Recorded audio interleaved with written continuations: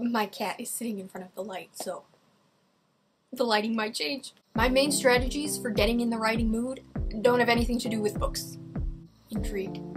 So obviously sometimes writing is just really hard, and it's really hard to just have the discipline to just sit down and do it. And even though that technically is the best piece of advice anyone can give you, is to just do it, just to write through the block, I do find that that can be kind of hard, and it doesn't always work. So I do have two tried and true tested strategies to make me, and hopefully you, always get in the writing mood, no matter what.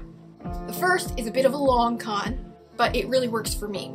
So what you do is you trick your brain into immediately wanting to write as soon as you do certain things. Like a Pavlov dog. For example, I have a writing playlist that I only let myself listen to while I'm writing. So then my brain just associates it with writing. So then if I'm just like shuffling my playlist and folding laundry or something, and one of those songs comes on, my brain is like, oh, okay, wait, we gotta be writing right now. I'm developing a story as we speak, and you're missing it.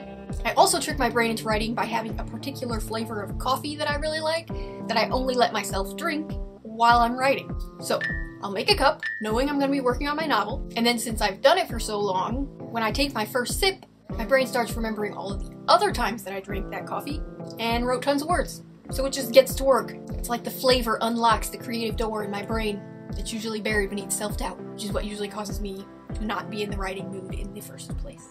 Okay, if you don't want to take the time to retrain your brain, my second strategy for getting in the writing mood is foolproof and quick. Seriously, if this doesn't work for you, what's wrong with you? What's wrong with me? Okay, so here's what you do. Go to YouTube.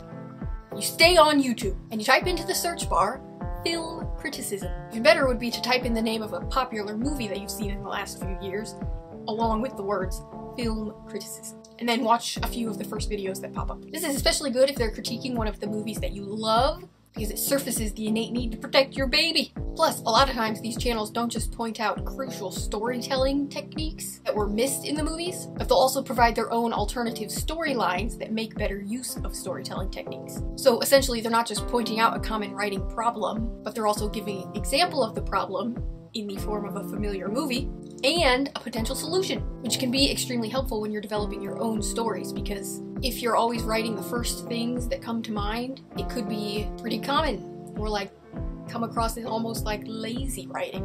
For example, they'll point out when movie heroes are just being dragged along by the plot and aren't contributing anything of their own. Or they'll point out why villains in certain movies don't belong in those movies and are actually just villain cutouts that could be in any movie. And they'll give you tips on how to create a villain that would actually work against the hero in that movie to be a proper rival. It's just very helpful, just try.